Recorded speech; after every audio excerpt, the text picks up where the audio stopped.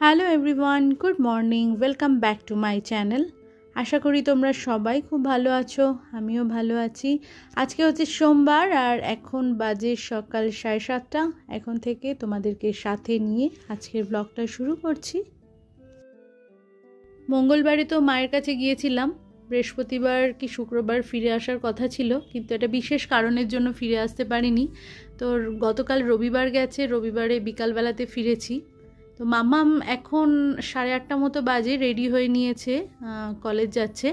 তো সকালবেলাতে ওকে একটা গোলা রুটি করে দিলাম, আর গতকাল রাত্রের জন্য আলু ফুলকপি সবজি বানিয়েছিলাম, সেই তরকারি একটুখানি রাখা ছিল, সেটাই গরম করে ওকে গোলা রুটি দিয়ে তরকারি দিয়ে দিলাম। ও খাওয়া দাওয়া করে ওর বাবা ওকে স্টেশনে ছেড়ে দিতে যাচ্ছে। তো ও কলেজ চলে গেল, তারপরেই আমি ঘরের সমস্ত কাজে হাত দেব। ঘুম থেকে উঠেছি তো বেশ কিছুক্ষণ আগে, উঠে ঘরের বাসি কাজগুলো সেরেছি, বলতে বাসি ঘর বারান্দা সমস্ত কিছু ঝাড় দিয়ে নিয়েছি, রান্নাঘরটা পরিষ্কার করে নিয়েছি, যেরকমটা প্রতিদিন সকালে যেরকমটা করে থাকি আর কি।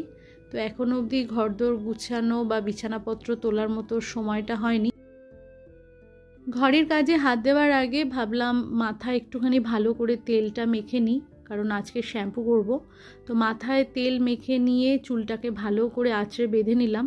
সকালবেলা ঘুম থেকে ওঠার পরে মাথাতে চিরুনি না দিলে যতটাই জামা কাপড় ছাড়ি না কেন বা মুখ হাত পা ধুই না কেন, খুব একটা ফ্রেশ ফিল হয় না।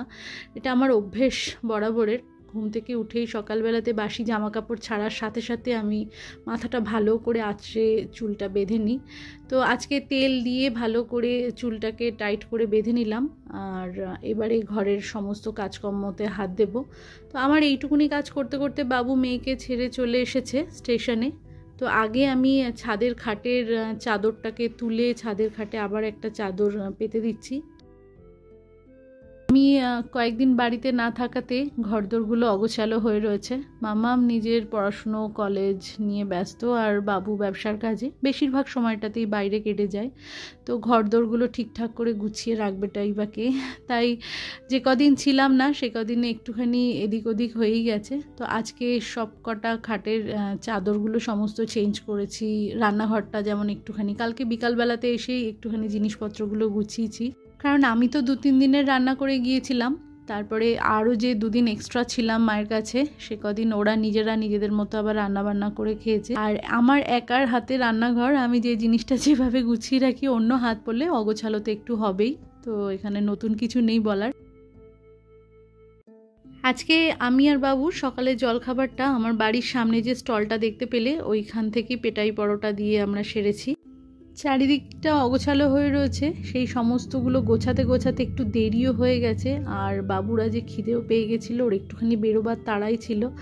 তো সেই জন্য ওখান থেকে আজকে কিনে আনা হয়েছে, কারণ আটা মাখা নেই। অন্য সময় তো রাত্রিবেলাতে আটা মাখা থাকে, আটা মাখা নেই, তরকারিও কিছু করা নেই।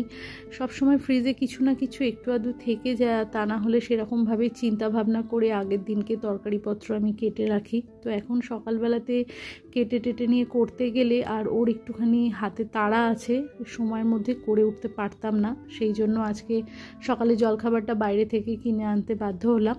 তো অন্যান্য সময় কখনো কখনো আমরা শখ করে বাইরের খাবার জলখাবারে খেয়ে থাকি, তাও ওটা খুবই রেয়ার, কিন্তু আজকে কিছুটা বাধ্য হয়ে কিনে আনতে হলো। তো ঘরের খাটের বিছানার চাদর, বালিশের কভার সমস্ত কিছু বদলে ফেললাম, ছাদের খাটের বিছানার চাদরটাও বদলে ফেলেছি।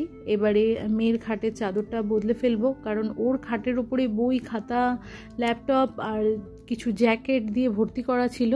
ও কলেজে যতক্ষণ না বেরিয়েছে ততক্ষণ তো আমি হাত দিতে পারিনি। ও বেরোবার পরে সব জিনিসপত্রগুলো জায়গায় গুছিয়ে নিয়ে বিছানার চাদরটাকে চেঞ্জ করে ফেললাম। আর এগুলো সিঙ্গেল বেডের চাদর, এখানে কয়েকটা চাদর আমি দোকান থেকে কিনেছিলাম যার বালিশের কভারের সেট ছিল না, সেই জন্য অন্য যে এক্সট্রা বালিশের কভার আছে সেগুলোই পরিয়ে দিই। এখন বেলা 11:30 মতো বাজে, আবার রান্নাঘরে চলে এসেছি। ভাতটা বসিয়েছিলাম, ভাতটা হয়ে গেছে, আর ফ্রিজ থেকে মাছ বার করে জল দিয়ে রেখেছিলাম। এই কিছুটা সময় আলমারি গোছাচ্ছিলাম। শীতের জামা কাপড় বেরোবার পরে আলমারিটা ভীষণ অগোছালো হয়ে গেছে। আজ গোছাবো কাল গোছাবো করে কিছুতেই গোছানো হচ্ছিল না।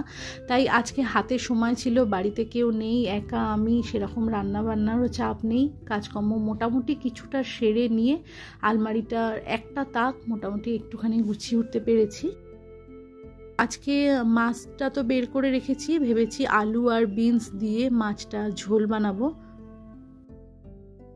তোমরা যে সকল আমার নতুন বন্ধু আছো আর এই মুহূর্তে আমার এই ব্লগটি দেখছো, আমার এই ব্লগের কোথাও যদি তোমাদের কোনো কিছু ভালো লেগে থাকে তাহলে চ্যানেলটি সাবস্ক্রাইব করে তোমরা আমার পাশে থাকতে পারো। আর তোমরা যারা অলরেডি এই কাজটি করে ফেলেছো তোমাদের সকলকে জানাই অসংখ্য ধন্যবাদ। বিনস দিয়ে মাছের ঝোল শীতকালে কিন্তু বেশ সুস্বাদু লাগে। আর আলু বিনস কড়াইশুঁটি দিয়ে এরকম মাছের ঝোল, মশলাটা একেবারেই করে নিয়েছিলাম পেঁয়াজ আদা লঙ্কা টমেটো দিয়ে। তো ভালো করে মশলাটা কষিয়ে নিয়ে জল দিয়ে মাছটা দিয়ে দিয়েছিলাম। শেষে একটুখানি ধনেপাতা কুচি ছড়িয়ে দিয়েছিলাম। আমার রান্নাবান্না বরাবরই কাঁচা লঙ্কার হয়ে থাকে, সেই জন্য টকটকে লাল রঙটা তোমরা হয়তো আমার রান্নাতে পাবে না। খুব রেয়ার স্পেশাল কিছু বানালে পরে তখনই হয়তো আমি ওই কাশ্মীরি লঙ্কার গুঁড়ো ইউজ করে থাকি, তা না হলে পরে আমার রান্না সব সময়তেই ওই টমেটো ব্যবহার করলে পরে যেটুকুনি রান্নাতে রং আসে ব্যাস ওটুকুনি। আমি কাঁচা লঙ্কার রান্নাটাই খেয়ে অভ্যস্ত। রান্নাবান্না আমার কমপ্লিট হয়ে গেছে। ভাত আর মাছের ঝোলটা বানিয়েছি। বাবু আমি যখন ছিলাম না তখন একদিন পালং শাক বানিয়েছিল, তো সেই পালং শাকটা বের করে রেখেছি, মাইক্রোওভেনে গরম করে নেব। টাইলসগুলো কাউন্টার টপ সমস্তটা সাবান দিয়ে ভালো করে পরিষ্কার করলাম, একটু তেল তেলে হয়ে গিয়েছিল। ওরা তো সকাল বিকাল একটু তরকারি বানিয়েছে আর রুটিটা বাইরে থেকে কিনে এনেছে, ভাতটা বাবু করেছিল। তো রান্নাঘরটা তো কোনো রকমে ভিজে কাপড় দিয়ে কাউন্টার টপ গ্যাসের ওভেন সমস্ত কিছু মুছে পরিষ্কার করে রেখেছিল। এদিক ওদিক তেলের ছিটে পড়ে, তো একদিন অন্তর অন্তর যদি একটুখানি সাবান দিয়ে স্কচ ব্রাইট দিয়ে ভালো করে ঘষে না দেওয়া যায় তাহলে সেই চকচকে ভাবটা থাকে না। তো আজকে সেরকমভাবেই পরিষ্কার করে নিচ্ছি। তো এইবারে ঘর বারান্দা সমস্ত কিছু মুছে আমি চলে যাব স্নান করতে। স্নান সেরে তারপরে আবার তোমাদের সাথে দেখা হচ্ছে দুপুরে খাওয়ার সময়।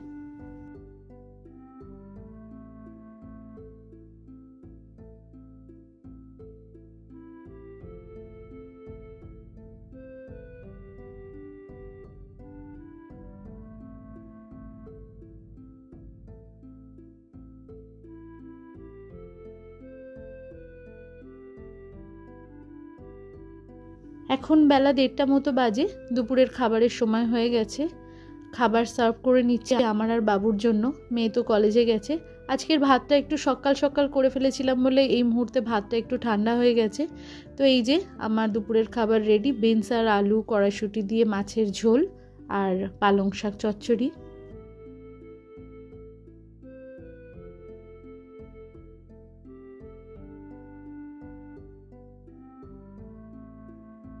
গুড ইভিনিং বন্ধুরা, বিকাল 5:30 মতো বাজে। আমি রেডি হচ্ছি। আমি আর মেয়ে একটুখানি বেরোবো, আমাদের কালীবাড়ির মেলাতে যাব।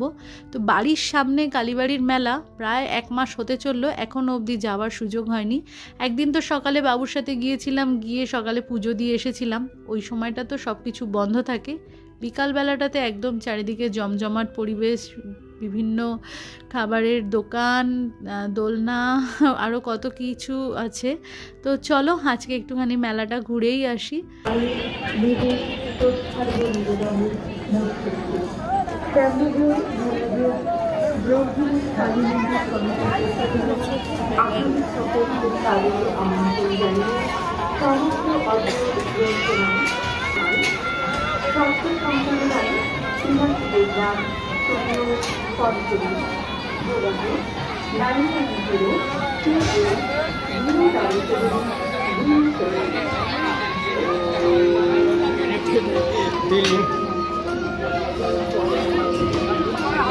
এটাতে চড়বি মা?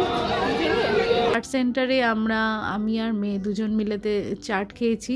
তো এটা প্রত্যেক বছরই আমরা যখন মেলাতে আসি সন্ধেবেলাতে তখন খাই। তারপরে ঘুগনি খেয়েছিলাম, চপ খেয়েছিলাম, দুজন মিলে ঘুরে টুরে এদিক ওদিককার কিছু খাবার দাবার খেয়ে তারপরেই বাড়িতে ফিরেছি। তো বন্ধুরা, আজকের ব্লগটা এখানেই শেষ করছি। তোমরা ভালো থেকো, সুস্থ থেকো, দেখা হচ্ছে তোমাদের সাথে নেক্সট ব্লগে। ততক্ষণের জন্য টাটা, গুড নাইট।